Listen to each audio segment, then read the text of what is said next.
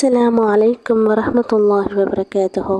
അൽഹംദുലില്ലാ, നമ്മളെല്ലാവരും കാത്തിരുന്ന ആ ഒടുവിലത്തെ 10 എത്തുകയും ചെയ്തു.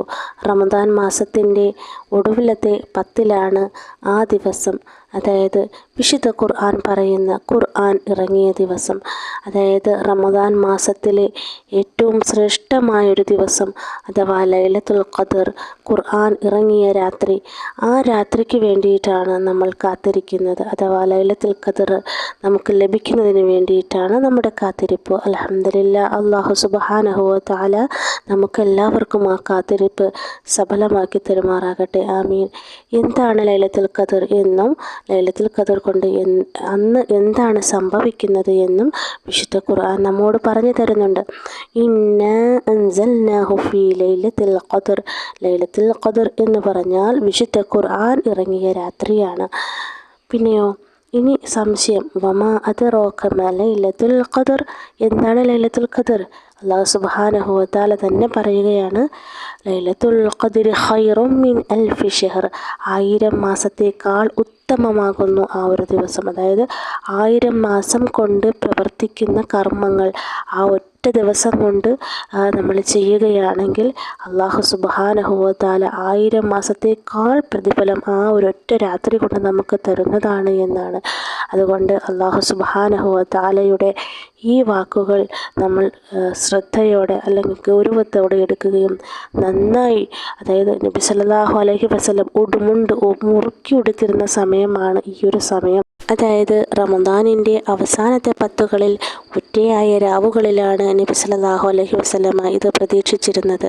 അതുകൊണ്ട് റമദാനിൻ്റെ അവസാനത്തെ 10ലെ ഒറ്റയായ രാവുകളിൽ കൂടുതൽ കർമ്മനിരതനായിരുന്നു നബി സല്ലല്ലാഹു അലൈഹി വസല്ലമ.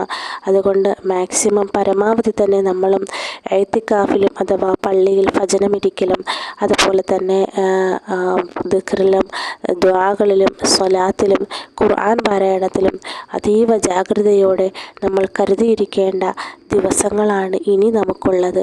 സമയമില്ല, നമുക്ക് അധ്വാനിക്കാൻ ഇനി സമയമില്ല.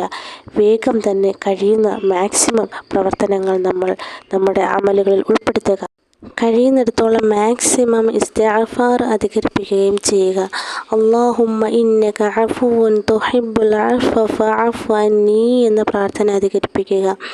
അതുപോലെ അല്ലാഹു സുബ്ഹാനഹു വ തആല പറയുന്നു, അന്നേ ദിവസം, അതായത് ലൈലത്തുൽ ഖദറിൻ്റെ ദിവസം എന്താണ് സംഭവിക്കുക എന്നുള്ളതും.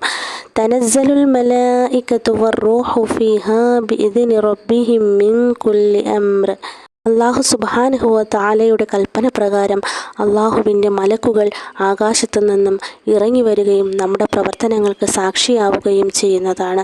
അതുകൊണ്ട് അവസാനത്തെ 10ലെ ഒറ്റയായ രാവുകളിൽ മാക്സിമം നല്ല രീതിയിൽ നമ്മുടെ പ്രവർത്തനങ്ങൾ അല്ലാഹുവിൻ്റെ മുന്നിൽ സമർപ്പിക്കേണ്ടതുണ്ട്.